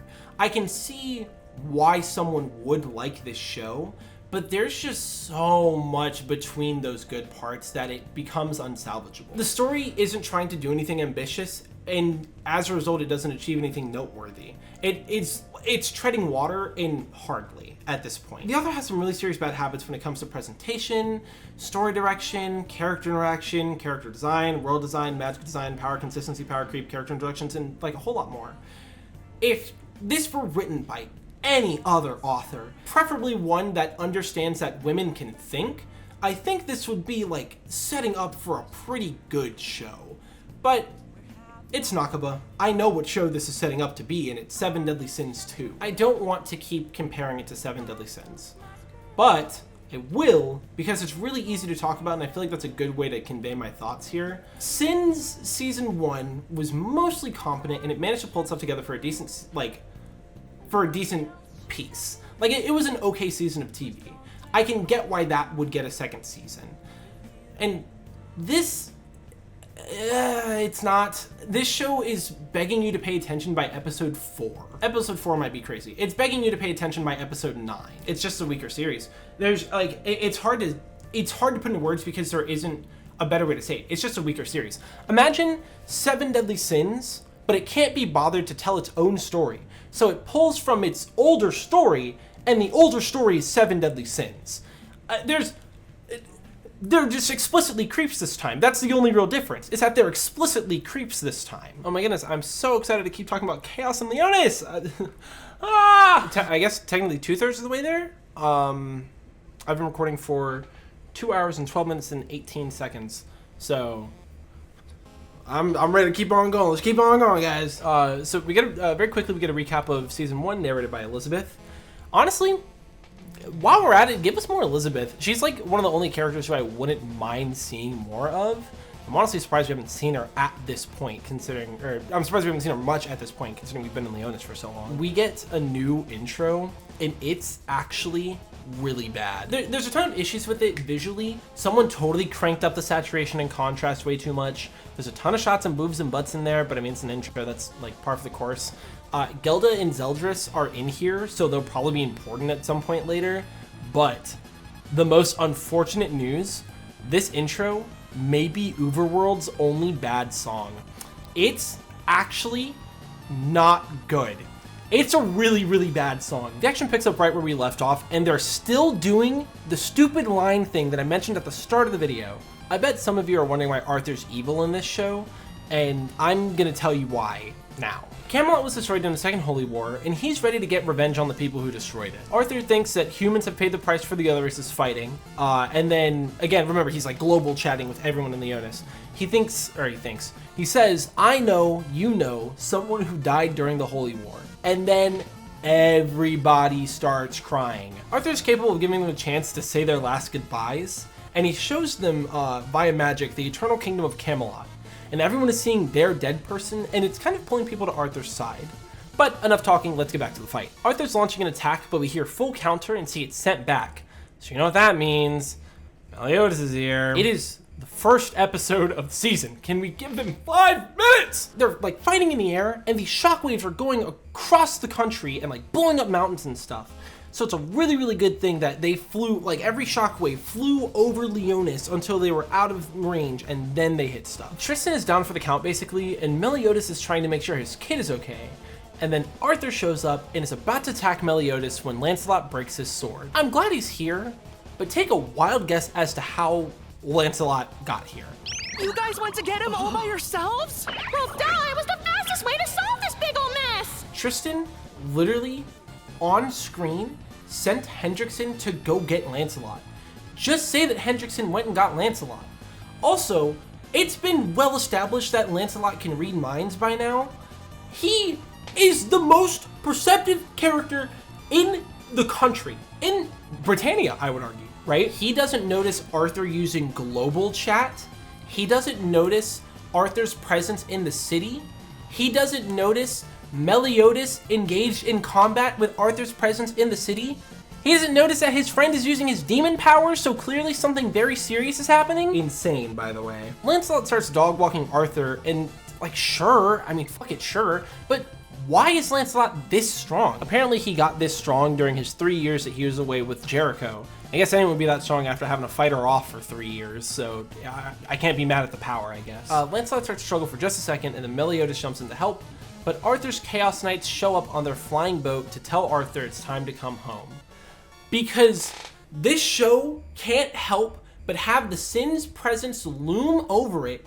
They literally have the Sin's presence loom over Leonis and scare Arthur away. Why is this show like this? You ended the season with Arthur showing up just for in the first 10 minutes of the next episode. At the start of season 2, his guys show up and are like, dude, the 7 deadly sins are around, man. You gotta get out of here. You gotta be careful. Shut the hell up. What is wrong with you?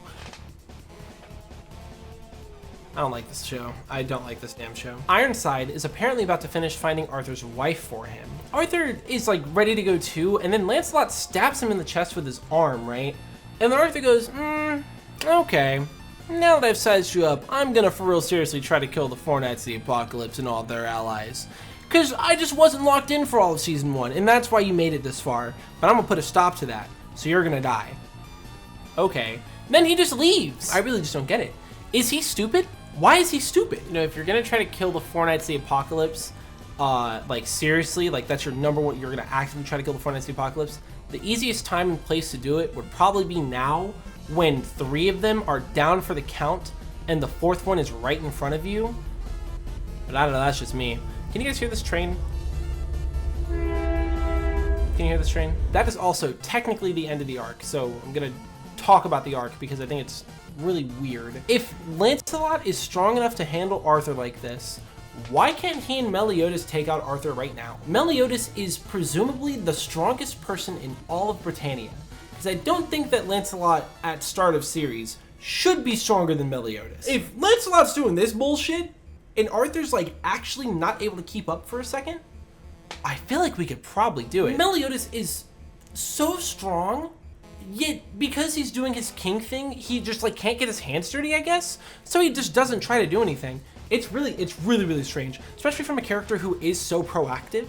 I would assume he would really try to get in there, but you know, I don't like Arthur as an antagonist. It feels like they almost picked him arbitrarily, which is crazy because he's been like set up as the villain since like halfway through season 4 of 7 Deadly Sins. I didn't think it would be possible to mess that up, and now that I'm watching it, they really did mess it up, actually. Also, again, not to be that guy, but giving Arthur chaos magic feels like a way to get out of jail. It feels like a free excuse to let him do whatever we need him to do. It's chaos magic. It can do anything. Okay, bro. He is engaged in active combat with Meliodas and Lancelot, and then he just leaves. What? It's just a weak way to start a season. It's a weak way to end a season. But it's also a very weak way to start a season. I think splitting it like this was the dumbest thing they could have done, by far. But what can you do? The next arc is called Wolnack. This arc is really dumb. If you can believe it or not. Lancelot is wandering around Leonis after the big battle. I swear to God, the Night Sky did not look like this in 7 Deadly Sins. There's a mage named Thetis where Meligaland was defeated. I'm not 100% sure, but I'm pretty sure that's the reincarnation of Derriere. She's about the right age. She looks like her. She really looks like her. The first time we see her, she's on screen talking about the fact that it's a shame that 2 members of the 10 Commandments have died. Or I could be wrong, and that's also a possibility. But I do think it is them. I think it's just that it's Derriere with a different haircut. I think that's really what it is. Elsewhere, Tristan is training, and Gawain is crying under her blanket. And that's actually kind of fire. It gives her some character. I think it's really interesting. The next morning, the Percival platoon is called in to meet with Meliodas. On thought that Meliodas would look like he does in the Wanted poster still, for some reason. Which, like, it's a funny callback, right? But also, he's the King of Leonis. I think you would know what the King of Leonis... I think you would know what the King of the military that you want to join looks like. This scene where they meet Meliodas is good and bad in a couple of really interesting ways, although it does skew very heavily towards bad. Meliodas thanks everybody for escorting Percival, and everyone starts crying because it's finally time for them to stop adventuring together. Donnie throws Percival to the ground for some reason, and then everyone pledges to get stronger so they can continue traveling with him again someday. Haha though, Meliodas was fucking with them basically. He's going to officially make all of them holy knights so that they can continue traveling with Percival. We'll start with the good, because I feel like that's more fair. It is very good that they openly address the fact that everyone thought they were going to get replaced. Nakaba handled that in probably the best way he could have, which is just having the two subgroups join the four knights. It would be a real shame if we spent all that time developing the characters in season 1 and then just threw them away as soon as we got to Leonis. And I'm really, really happy that isn't the case. However, this ain't the way to do it. I'm glad they got the title of Holy Knights so they can travel with Percival, but this is really underwhelming. This was Donnie and Ann's entire goal, their entire reason for traveling with Percival, and then they kind of just get it. And I know it doesn't matter because Nazians just kind of gets it too. Nazians doesn't have a reason to go back to Echo Gorge right now. Ordo's already back, he's already healthy, the whole Gorge is healthy, he's here for Percival, and his ability is still useful for everyone that isn't Percival too, because having someone who can neutralize poisons, recreate medicines, and create massive amounts of it, that's a useful thing. Ann is in the same boat where she is useful, even if she isn't like combat useful. The only one who really has anything to worry about is Donnie, but they weren't gonna throw him away. They could have just made them Holy Knights in training. That's an official role. You could, if you really wanted to, you can make them Holy Knights in training and then stick a Holy Knight with them.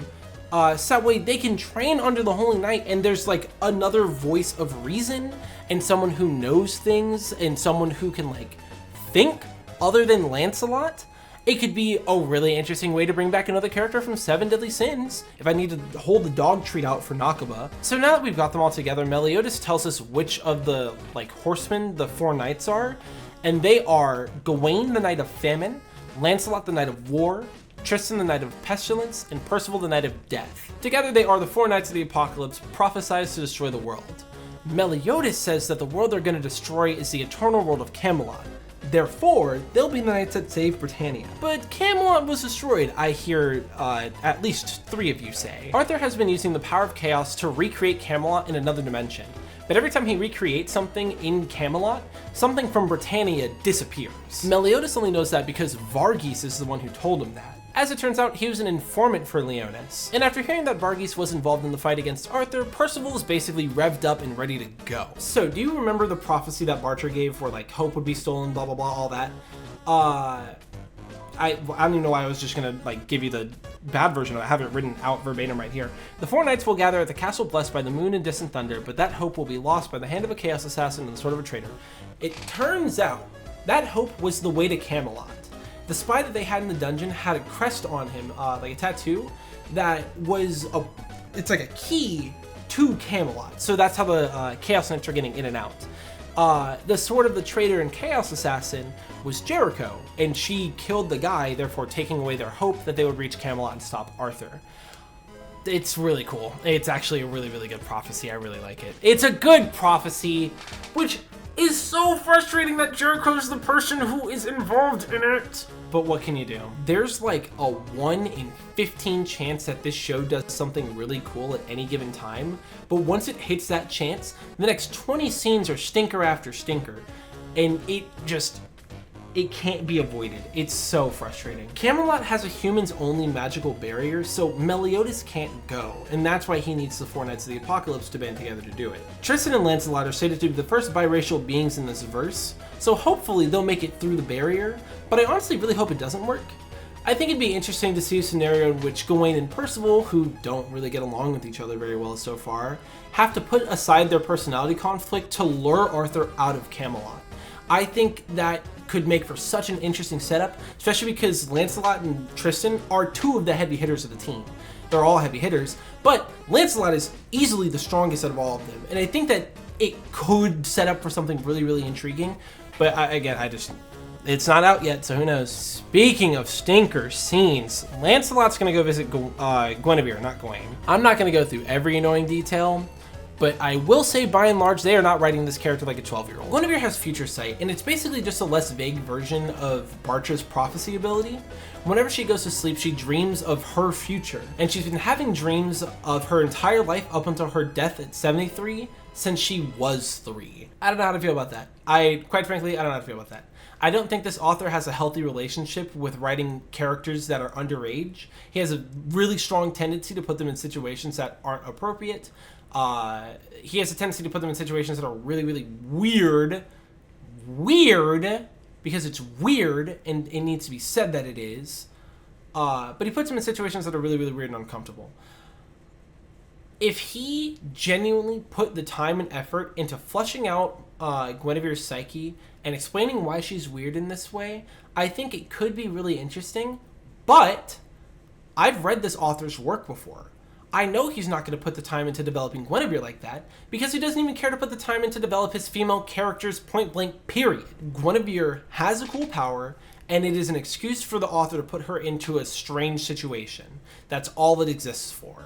Lancelot and Guinevere go for a walk, and then Lancelot decides to head out. But before he makes it home, he realizes that the conditions for the prophecy are still at play. And sure enough, Ironside shows up at Guinevere's door. Back at Leona's castle, everyone's getting ready to head out, basically. Gawain doesn't really care for being a Knight of the Apocalypse, but she says she'll play along for now just because she doesn't have anything else really going on. Everyone is leaving Leona's castle to find a new way to Camelot, since their hope was taken by Jericho. Before they split up, they're all going to go to a place called Wolnack. Notably, Meliodas is going to look for a legendary blacksmith to make Lancelot a weapon that can, handle being used by him. But before they leave, Meliodas says that while they're traveling, they need to be careful, because they're probably going to run into strong people from the Holy War. Do you remember 7 Deadly Sins? Because I remember 7 Deadly Sins. I need more 7 Deadly Sins characters in this show. So somewhere in Camelot, Ironside is walking Guinevere around, and she's basically just not impressed by anything he's saying. And then she drops an insane bit of foreshadowing, because she kind of just tells him how he's going to die. Guinevere is then teleported to Arthur and Merlin, and he calls her his bride-to-be. Alright. Ironside is kind of just doing his thing, and we get to see him go home. And apparently, in Camelot, this entire time, he's had a son named Diodora. Ironside's wife died during his pursuit of Camelot. And it's kind of crazy to just see him be a human being. I really, really hope they do something with this, but I don't have a lot of faith in this show, I'll be honest. Back with Guinevere and Arthur, Arthur says being his bride is just for show. He pretty much just wants her for her power of prophecy. Thank God, I was almost concerned the villain of this show was going to be a creep. Guinevere tells us the future and says that the Tristan platoon and Percival platoon are looking for a way to Camelot and that they'll go through Wolnack first. There's a festival there and 2 Chaos Knights, and Lancelot is basically going to handle the entire situation before anyone else notices. So, because Guinevere just told Arthur the future, he decides he's just going to send extra troops over there anyway, and then Guinevere freaks out because she didn't see that coming? What? They make it to Wolnack and are figuring out the room situation. Tristan gets a really horny stranger in his room. Percival decides to climb a wall in an alleyway and ends up peeping into the 2 Chaos Knights room, and he sees one of them almost change. I'll just play you the clip at the 15-minute mark because their first line is insane. What's all the commotion, Tianinic? Well, look, McDuff! There's a pervy brat out there who climbed up trying to sneak a peek at this ultra-sexy body of mine! Meliodas had one conversation with Percival and then infected the show with this shit. Gawain is lusting over Anne and Isolde in the women's room, which again, I'm always down for some lesbian representation. I'm always down for a cool lesbian in a show. She's just a lesbian to be creepy towards the other women. She is almost as bad as Meliodas is. She's almost as bad as Meliodas is, but we're just letting her get away with it because she's a girl. It's really, really weird, and I hope that the author didn't get critiques on Meliodas being a creep and then go, oh, but if I make the girl a creep, no one will get mad at me. I really, really hope that isn't the case. They drop lore for Kion and Jade, and I honestly, Kion, whatever, and Jade, and I honestly just really don't care. Jade is in love with Isolde though. Nazians is in love with that shorty and he freaks out over it. Tristan and the girl are doing things with horny implications and then she asks to go to the festival with them. Out in the town, Tristan is with the girl, whose name is Io, and everyone is out looking for him. But for some reason, no one can sense any magic within the town. Tristan and Io start fighting and somehow Tristan's actually losing. And there are a lot of fights that happen in this section and like the groups regroup and like resplit and stuff. I don't want to get lost in the sauce here. I'm gonna keep it really, really brief here. Io is a demon, and she's the reason no one can sense magic in the town. Her magic ability is called jamming, and it kind of stops you from being able to perceive stuff. The two Chaos Knights have really weird abilities. The big guy is blind, but his magic is to deafen the area around him. So how is he fighting?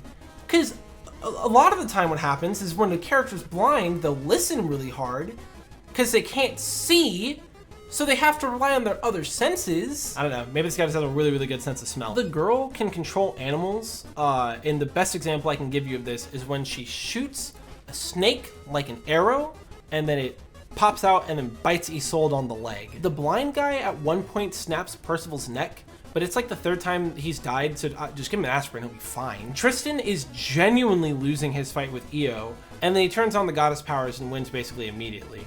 So I don't know why he wanted to get beat up for 20 minutes, but you know, whatever. Io was on a mission from King Arthur because her entire like squad was brainwashed, but Arthur decided not to brainwash her for some reason.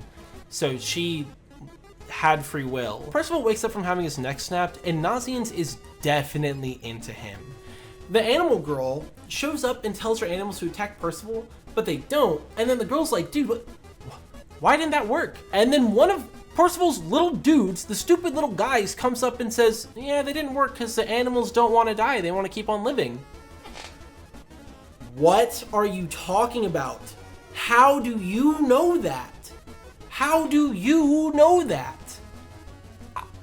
I've been watching the show. I don't know. Also, she shot a snake into a brick wall like an arrow. I don't think they care. I don't think they care. Io is still jamming the magic signals because she's worried Arthur may be listening to their conversations. At the same time, Isolde is still fighting off the snake's venom until Jade sees it was like a bite on her thigh and goes, oh, I'll suck out the poison. Jade is about to confess his love to Isolde when the silence guy shows up and stops the confession. We get a flashback of Qian, Kian, whatever. Him, Jade, and Isolde, and when we get back to the present, Jade got the ace treatment. I'm just gonna go get Tristan. When she runs into the blind dude, who I guess had escaped for a moment, she asks why Jade had to die, and the guy gets slammed into the ground by a pressure wave, kind of in the same way that like Echo's Act 3 works. It also uses the TIE Shider, I mean Star Wars is Shider. It also uses the TIE Fighter sound effect, like the pew! It's really, really funny actually. Why should I bother when you're gonna... They capture the girl Chaos Knight, and then Percival can't revive Jade, and then the blind guy gets away again, and Kian, whatever, disintegrates him like a Dragon Ball villain. And this is apparently where the arc ends. I think they're trying to put a lot of weight on Jade's character and his death, but I really seriously just don't care. Do something, honestly, you want to do something ballsy? Kill like Donnie or Nazians here. Like kill someone who I actually care about, right? Arthur like starts gloating at one point because he managed to kill someone who was close to the Four Knights of the Apocalypse. And he's like, oh, this is a huge mental blow, like da da da. But when you're watching it, I don't care about Jade. I don't think anyone who watched this show cared about Jade. It's gonna end up ringing hollow for everyone in the audience because no one cares. And there's just not another way you can put it. No one cares about that guy. Also, if you really wanted to take care of it for real, he could have went with Io and then took them out himself. Or you could have went with Io and about 100 other knights and then took them out yourself. So I don't think you're really seriously trying to kill the Knights of the Apocalypse, like actually for real this time. This arc definitely feels like filler. And that's crazy to say because it has the first like protagonist death aside from Varghese. But he dies in episode 1. I don't think he really counts. But like, it just feels like filler. I don't think anything mattered. Like, nothing really mattered with this. It was really, really strange. All right, y'all. It's the last arc. It is the Demon Realm arc.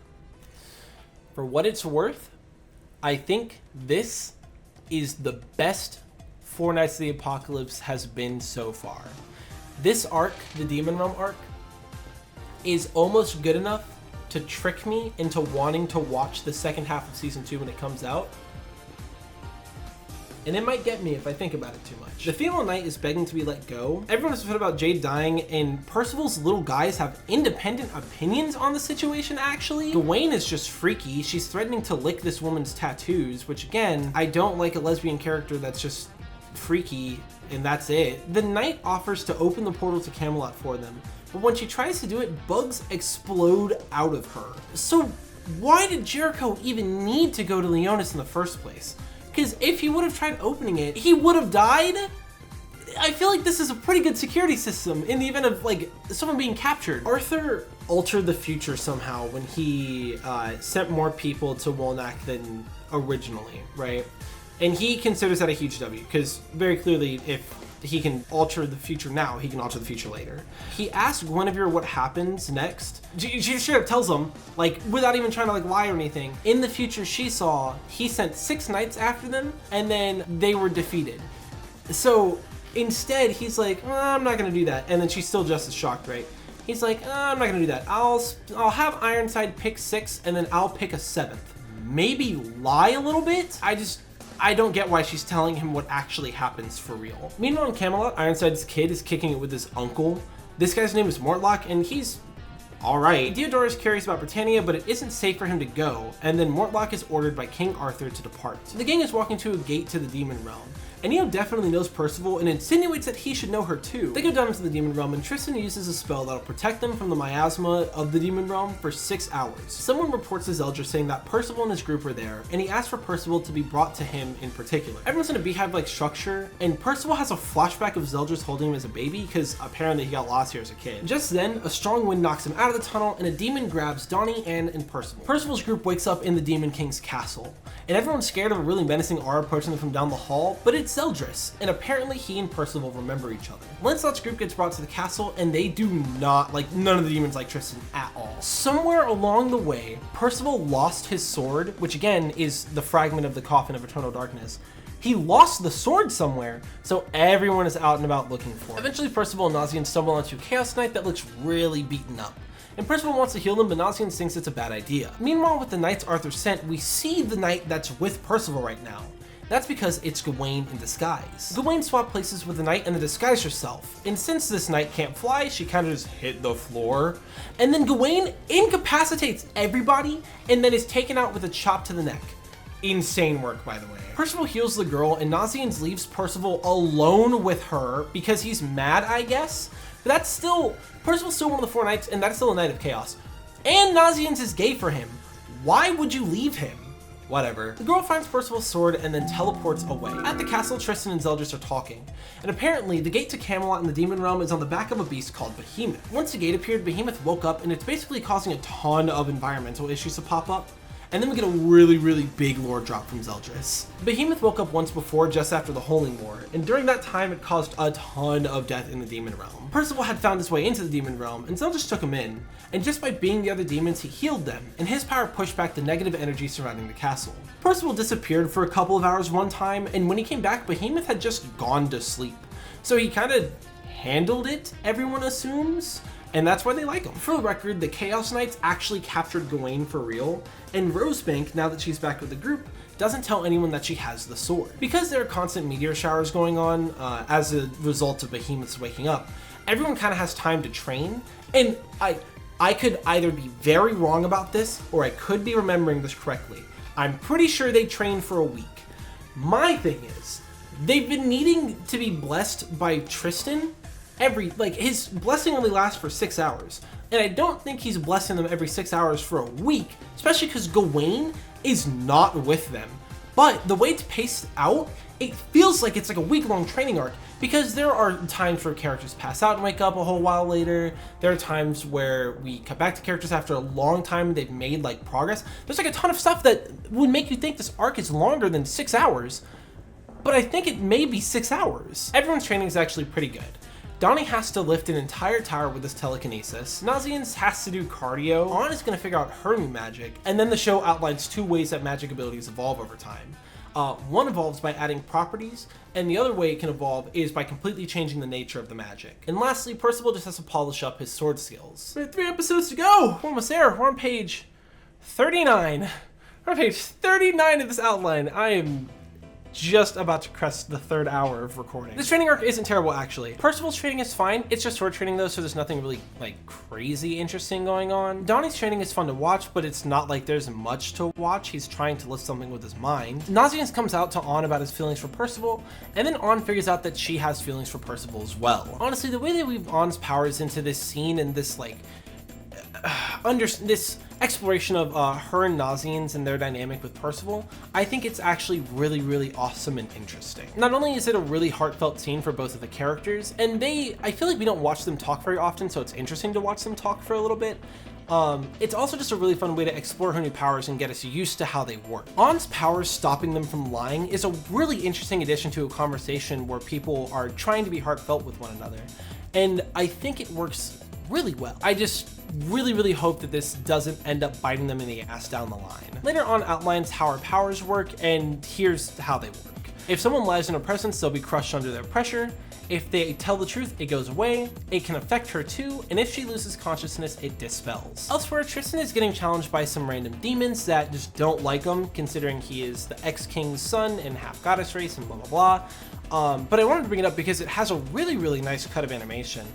There is stuff in this show. There's like stuff here. You just gotta get through some slop to get there. Percival's training with Lancelot and his magic upgrades, and it's similar to Anne's in the fact that it evolves and completely change as it gets stronger, as opposed to like adding new properties. Percival's little guys can combine to form a full-size Percival, which I'm gonna call Greensival. It's really, really annoying considering there's like 3 left, but this might be the best episode in the show. Everyone had stuff to do. We were firing on all cylinders for everybody. It was, I would honestly say, really, really well paced. On and Percival having twin growth arcs is really great. Donnie's magic beginning to evolve on the other path through brute force is really interesting. I think it can play off of, On and Percival really well, especially if Nazianz also gets a flat growth magic type, which I think is where it's going. Nazian and On get a lot of character writing. We focus less on Percival because his training is just swordplay and there's not much that...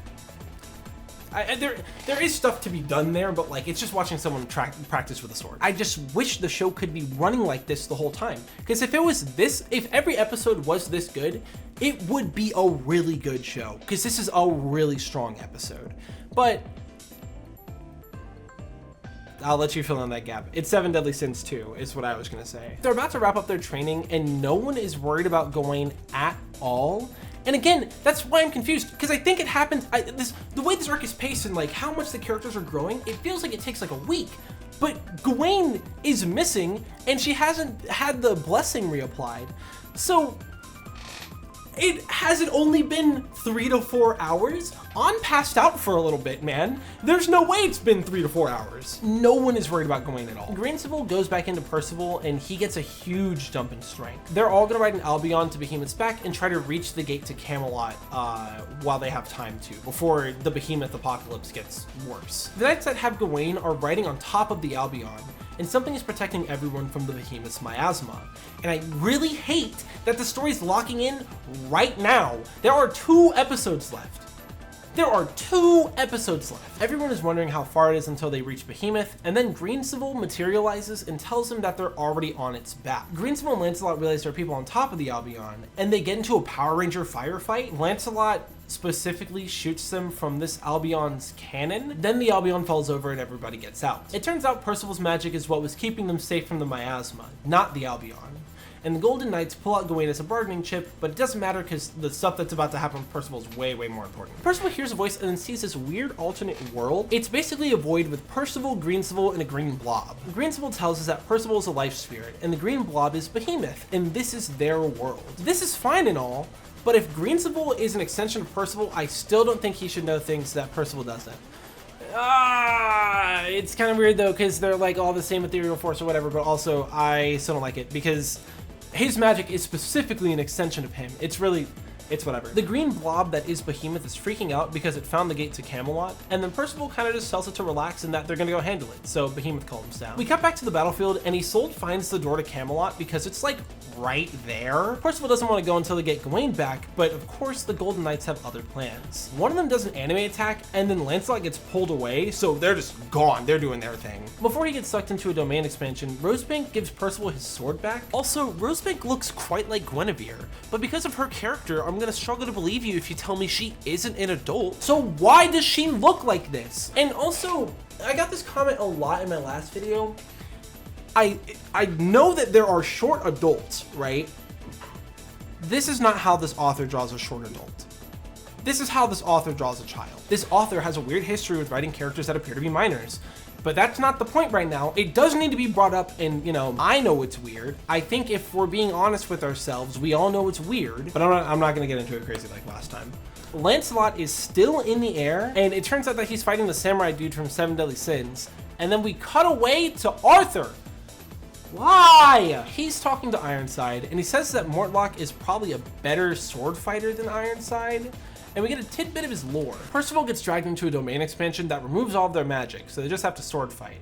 It's kind of just what people want a Yuji's domain to be, so you know, there you go. There's actually some good animation in there, for real though. Meanwhile, outside, Rosebank fuses several demons into a giant called the Testament Beast. Percival and Mortlock both say they won't lose, and then we end for the mid-season break. This arc is honestly pretty good. That's really annoying that I have to admit it, but the Demon Realm arc is pretty good so far. I expected it to be really, really weak after Wolnack sucked so hard, and it could also just be that, you know, this is like it's like being fed poop and then being fed like a graham cracker, and then the graham cracker tastes like gold. But we're giving everyone things to do. We're dropping some of our worst, some of the show's worst qualities as we go along. We're fixing stuff. The pacing is really, really great. This is definitely the best arc of the show so far. It's really not even close. But we are starting from a really, really rough position. So, you know, the show's still pretty mid. It is really frustrating that the last few episodes in particular were pretty good. I'm worried that the quality in this last arc in the last few episodes have been a fluke instead of like an upswing in the quality or like a trend. But what can you do? I mean, if it sucks, it sucks. What can I say? I don't want to like say too much about the arc as a whole just because I haven't finished it. Like, it's not done in the anime, and I don't know if they finished it before it went on hiatus in the manga. But as of right now, it's in a really good spot. I would love to see it finish strong. I do have a few specific things I want to mention about the show in general before I wrap up. So I'm gonna mention that stuff. This is stuff about the show as a whole, for the record. I think if we're specifically comparing the first season and a half of this the first season and a half of Seven Deadly Sins, it's a pretty even comparison. Some of the arcs are bland, some of the arcs are flat out stupid, but when Nakaba locks in and wants to tell a good story, he's capable of it. And I think that's why this show is so much more frustrating. Because I've seen the good in Seven Deadly Sins, and I can see the good in this, but I don't think this show's gonna keep going up. I think, very realistically, we're gonna hit a pinnacle of like actual good writing here. It will taper down for like 2 arcs, and then it will shoot down. I hope I'm wrong. I really, really hope I'm wrong, but I don't think I am. This show has really, really bad stakes a lot of the time. If it could get that right, I think that this show would be in a much, much better position. It's because there aren't really consequences for anything. Percival can't die, so Percival can't die. No one in our group is gonna die because no one in our group is gonna die. That's why Jade died instead of someone we cared about. Like, for like a specific example, we can look at Sistana, where it is a whole town that's about to be sacrificed. The whole demon race in Leonis is about to be resealed. An has personal stakes in this. Percival has personal stakes in this. And then that arc feels bland because the stakes are terrible. There's no consequences for anything except for An's haircut changing. And then Percival just kind of bosses through it anyway. It's such a bad habit that I struggle to say it's a habit thing. I think it's just a foundational thing. I think it's bad fundamentals. And that's a shame because you could tell a really interesting story with these characters. He's just not. I'm also concerned as to what the actual goal of the Four Knights of the Apocalypse is. Destroy the world. What does that mean? I know we have to destroy the world of Camelot. Is there, like, do we need to kill Arthur? Is there, like, a spell we need to activate? Is there, like, a ritual we need to pull off? I wanted to ask myself, or I wanted to ask this question, but I'm not gay. So for any of my gay members of the audience, first off, shout out, hope y'all doing well. Do you guys think the inclusion of gay characters in this story is genuine, or do you think it is kind of tokenism? Because Nazians is gay, and they're giving that enough weight for it to be important and like to matter to his character, and I like that they're doing that.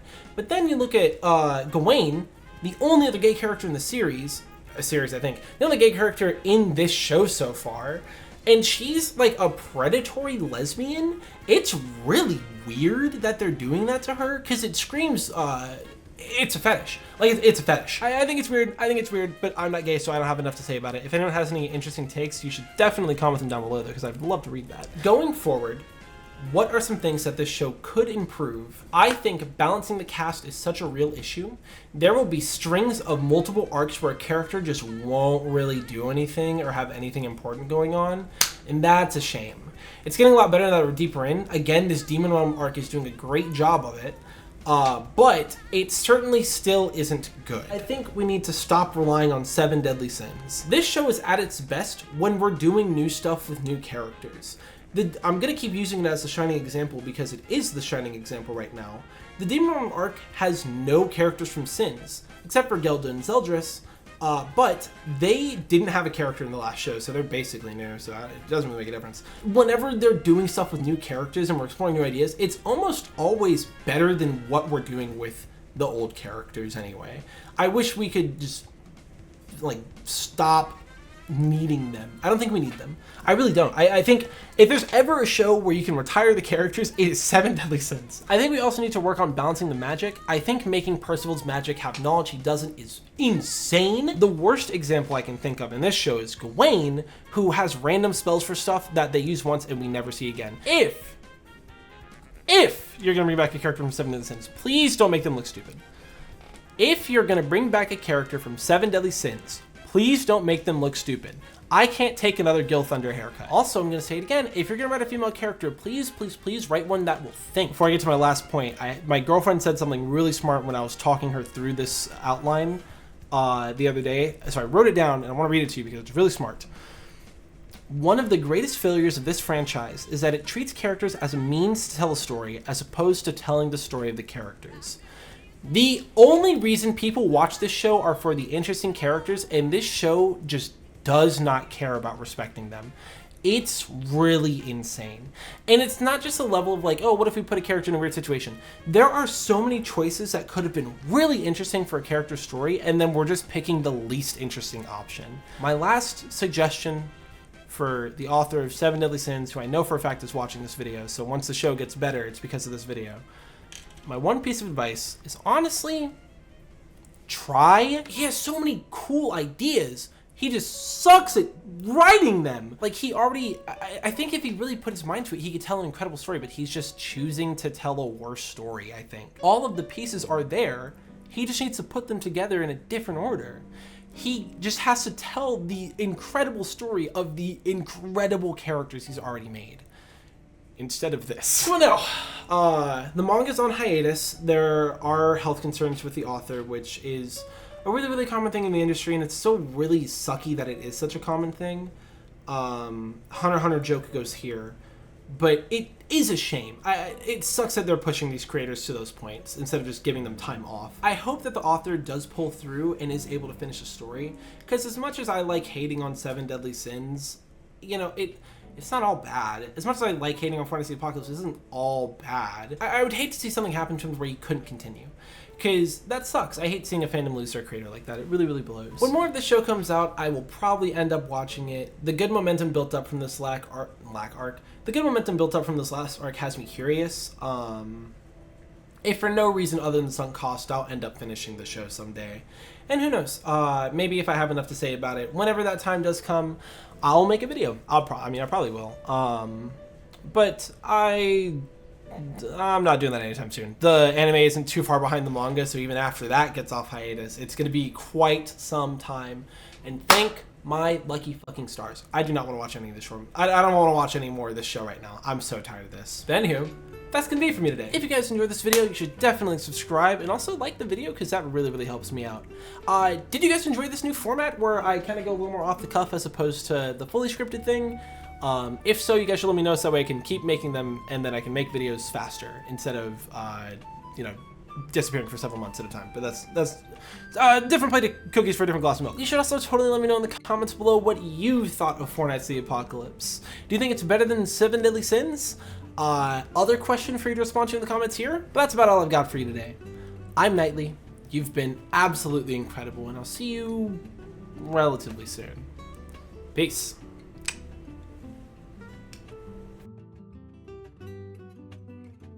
Long ass fucking recording session. I've been recording for 3 hours, 27 minutes, and 34 seconds. I listened to the entire PlayStation Jungle Mix 1, and I'm most of the way through 2. That's how long I've been recording this. I am so ready to eat. Oh my god. Alright, I'll see you later for this time.